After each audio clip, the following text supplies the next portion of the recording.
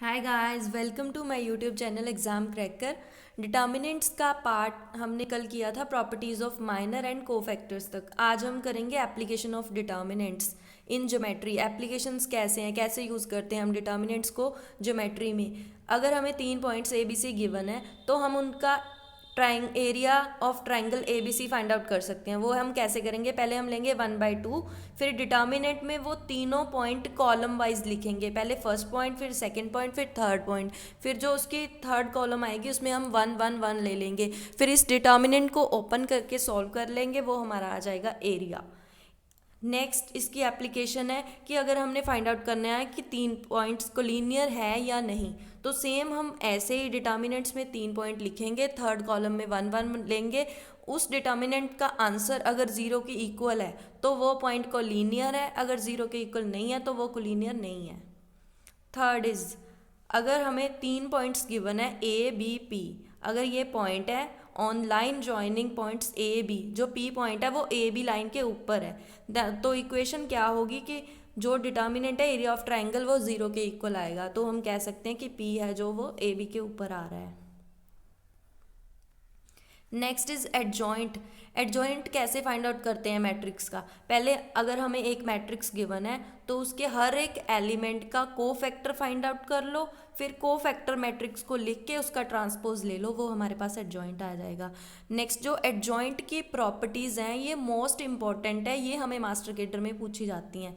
First, A B दो non singular matrices है। Non singular हमने पीछे पढ़ा था क्या होता है कि उसका डिटर्मिनेंट है वो नॉन ज़ीरो होता है। इनका ऑर्डर n है, दोनों का ऑर्डर सेम है, मतलब दोनों नॉन सिंगुलर है और सेम ऑर्डर की है। तो एडजॉइंट की प्रॉपर्टीज़ क्या होंगी, first property a into adjoint of a is equal to adjoint of a into a is equal to determinant of a into identity.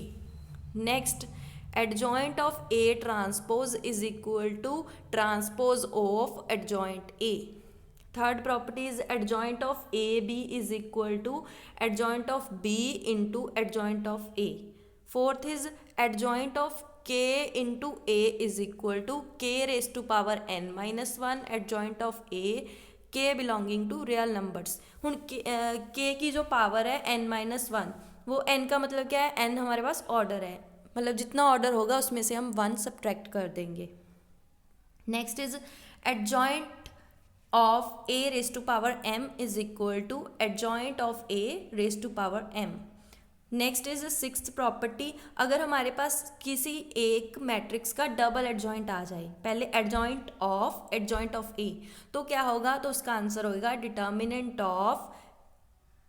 Determinant की पावर ए, determinant की पावर n माइनस 2, उसका answer आ जाएगा अगर उसका double adjoint हो। Next, अगर adjoint of ए का हमें डिटर्मिनेंट पूछा हो तो वो कितना आएगा, ए डिटर्मिनेंट की पावर n माइनस 1। नेक्स्ट, अगर एडजॉइंट ऑफ ए का डिटर्मिनेंट हमें फाइंड आउट करना आ जाए तो क्या होगा, determinant of A raise to power n minus 1 square. ये जो है ना, इसको हम जर्नलाइज फॉर्म में भी लिख सकते हैं। जैसे यहाँ पे 2 टाइम्स एडजॉइंट है ना और उसका डिटर्मिनेंट पूछा है तो हमने पावर उसकी 2 ले ली। अगर हमें n टाइम्स एडजॉइंट आ जाए और उसका डिटर्मिनेंट पूछा हो तो हम क्या करेंगे, determinant of a raise to power n minus 1 raise to power n आ जाएगा। मतलब n जनरलाइज्ड फॉर्म में हम कह सकते हैं, मतलब एडजॉइंट ऑफ a अगर हमें मान लो 7 टाइम्स आ गया तो हमें n माइनस 1 की पावर 7 ले लेंगे generalized. Next is ninth property क्या है कि अगर हमें आइडेंटिटी मैट्रिक्स का एडजॉइंट फाइंड आउट करना हो तो वह आइडेंटिटी आ जाएगा, जीरो मैट्रिक्स का जीरो आ जाएगा। नेक्स्ट नोट है हमारे पास, ये भी इंपॉर्टेंट की पॉइंट्स होते हैं जो हमने यूज़ करने होते हैं। Adjoint of A diagonal matrix is a diagonal matrix. अगर हमने डायगनल मैट्रिक्स का एडजॉइंट फाइंड आउट करना है तो वो भी डायगनल मैट्रिक्स आएगा आंसर में। अगर हमने ट्राइंगुलर मैट्रिक्स का फाइंड आउट करना है तो वो ट्राइंगुलर आ जाएगा, अगर सिमेट्रिक का है तो वो सिमेट्रिक आ जाएगा। नेक्स्ट, ये थी एडजॉइंट की प्रॉपर्टीज। अभी आएंगी इनवर्स की। Let A be a non zero square matrix of order n। A matrix है, उसका ऑर्डर n है। Then a square matrix b, तो हमारे पास एक स्क्वायर मैट्रिक्स b आ जाएगी such that A B is equal to B A which is equal to identity.